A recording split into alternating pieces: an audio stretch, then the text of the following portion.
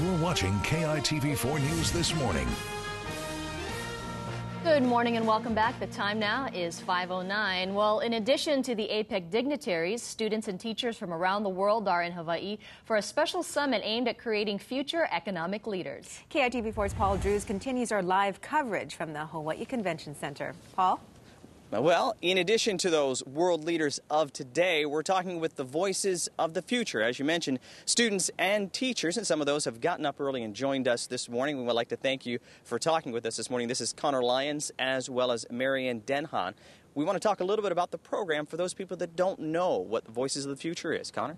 Sure. Well, the Voice of the Future program sort of has two main components. The first one would be kind of cultural education, whereby we mix and learn and share with students and young professionals from the other APEC economies. So there's about 50 of us or so, and we have a cultural program.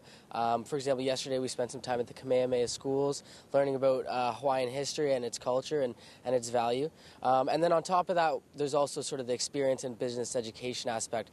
So through that, we'll be rotating in and observing the CEO Summit and today the APEC Summit. So we'll sort of get a feeling of what it's really like at these conferences, these high-level conferences, and really understand the way that things work here. All right. And Marianne, what happens with all of this knowledge that you gather in? Where does it go, and what do you do with it?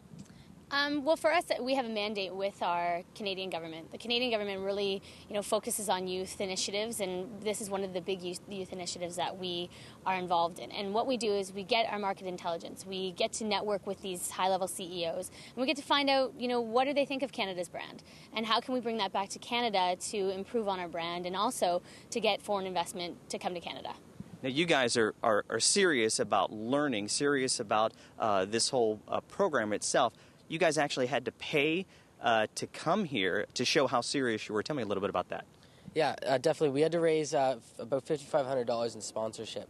We're not new to this. We did this actually earlier in the summer because part of our selection process is going on these trade missions to various countries throughout the world, and we've all done that. Through that, we also had to raise money. But we had to raise money to get here, and so we had to solicit support from our community, whether it's business, government, or community groups. And so it's a good feeling to be able to reach out in our community and represent them while we're over here. An exciting time to be here. And you were here, or not here, but you were at last year's APEC meeting. What do you get out of this, just on a personal note? For sure. We're part of Global Vision, which is a nonprofit organization from Canada. And our founder, Terry Clifford, has worked with young Canadians from across Canada as well as around the world. And what he's done is he's instilled leadership practices, instilled the skills and the knowledge needed to become successful in life, to become successful business leaders, to become successful leaders in our own communities. So for us, it's not only just representing, our country, it's representing the youth of our country and the voice of our country. And so for us, it's getting the knowledge here, but bringing it back and educating those who we work with, our generation, and ensuring that we can motivate them and help them to become better leaders as well. And that's what Global Vision strives to do. And they've done a very good job over the years. And if you want to check out the website, it's www.globalvision.ca. All right, fantastic. Well, thank you all for getting up early this morning. I know it's early for you as well, and dressing very nicely for television. We know you have a lot planned for this week, and we hope you guys get a chance to experience some of the fun stuff here in Hawaii while you're here. Thanks again for talking with us this morning. We're going to go ahead and send things back to you in the studio. But actually, before I let you go, just want to let Mwani know a little bit. A few light, misty showers here on the rooftop of the convention center. Also a little windy. Maybe we could find out a little bit more about that. Paul, pulling out your meteorologist hat. That's great. Hey, Paul, we just wanted to know, what age are those leaders that you have there? They're really brilliant. Good question, and I did ask that before we went on camera, so I'm going to go ahead and ask Marianne again. Young folks that are here, students and teachers, there's an age requirement for this. Yes. For the youngest, I think, is 16, and it goes up to 25. There's actually someone here that's been here for 7 different years, so you can come back.